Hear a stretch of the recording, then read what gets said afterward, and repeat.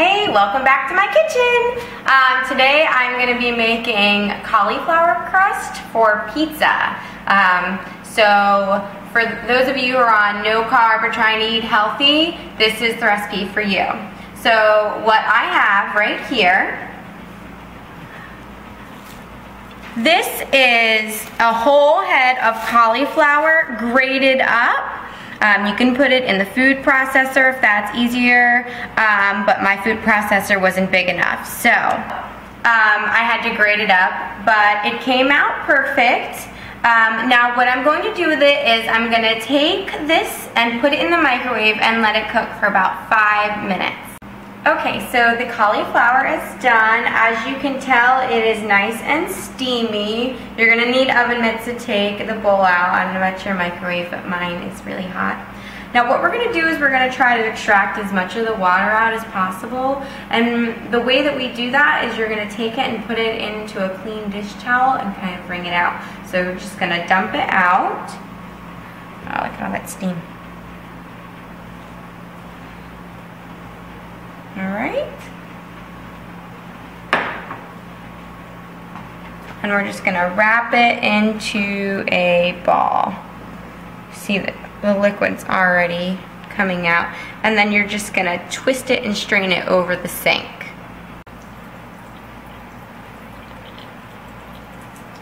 So I'm doing this over a bowl just so you guys can see. It's kind of hot right now, so I can't really twist it, but can imagine if I could how much water would come out.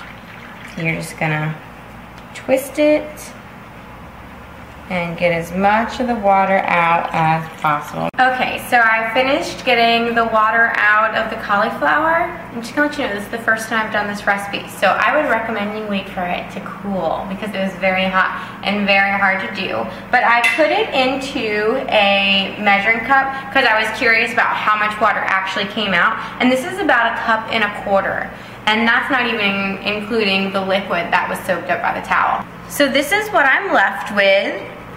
It's cauliflower, almost like a meal, like a wet meal. And what we're gonna do is start adding our ingredients to it.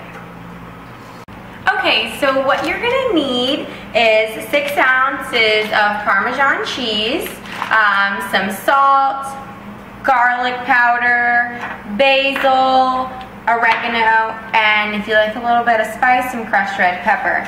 I also have here 2 eggs that are already lightly beaten. So now we're just going to add all the ingredients.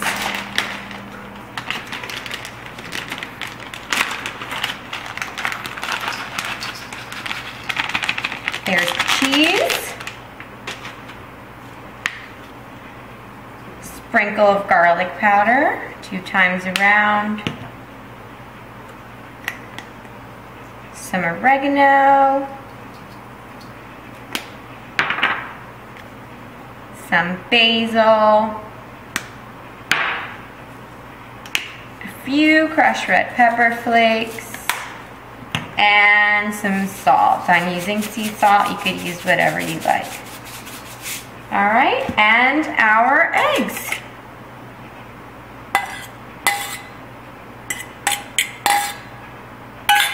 Now we're just going to mix it all in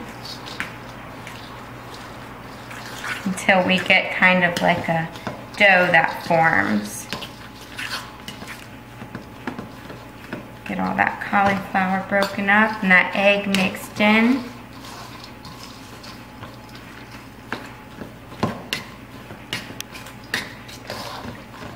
So even if you don't like cauliflower, there's so much cheese and flavor in here. I'm thinking you won't even taste it once the sauce and the mozzarella cheese is on it and whatever toppings you decide to make or put on top of it. Alright, so it looks about mixed. I think the rest I'm going to have to do with my hands to form it.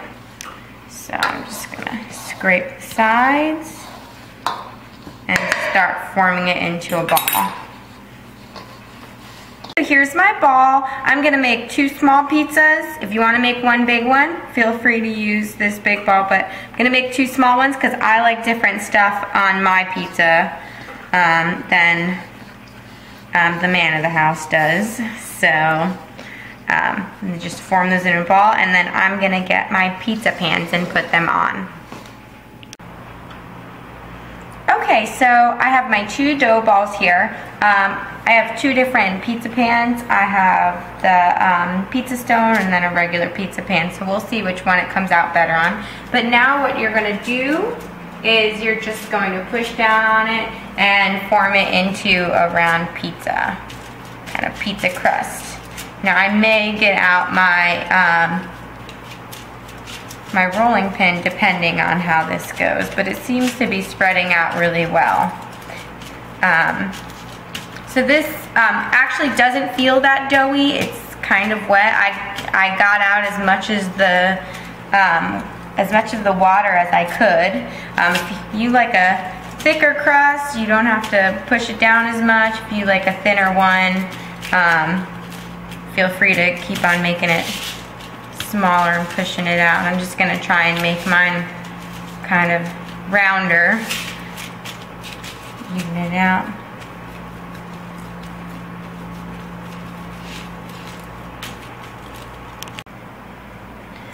Okay, so I formed both of my crusts. It took a little maneuvering, a lot of patting down, forming around the edges to get it so it was nice and round and evenly spread out. So, now that they're done, I've already preheated the oven to 450, and I'm gonna put them in right now just until they start getting brown. And then once they're done, we're gonna take them out and put our toppings on. So the crust is done. It's nice and brown on the outside, and I got nice and golden brown on the inside. Obviously this one cooked a little quicker than this one. I had to take this one out first, but this one got a little browner around the edges. I made a huge mistake by putting the pizza dough onto foil. And I did that because I was afraid it was going to stick to the pan and didn't think about greasing the foil. So I had to flip them over and very carefully peel the other side off. I didn't have wax paper, otherwise I would have used that, so I recommend using wax paper. I think that would be a way better way to do it because it took off some of the bottom of my crust, as you can see down here. So it is even thinner than it was before, but it looks very pretty on top, doesn't it? So, all right, now it's time to put your toppings on. You put whatever you want.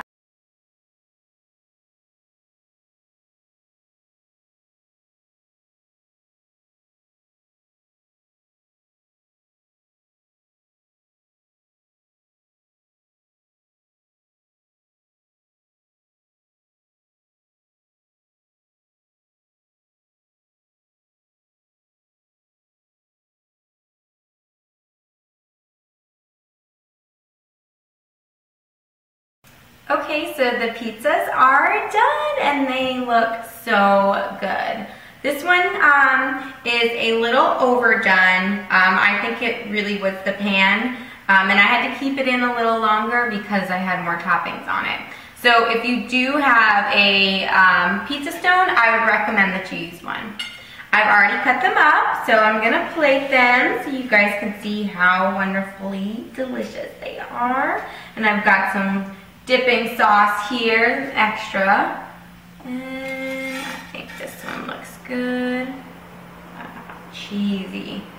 Look how pretty that looks. And that is no carb cauliflower crust.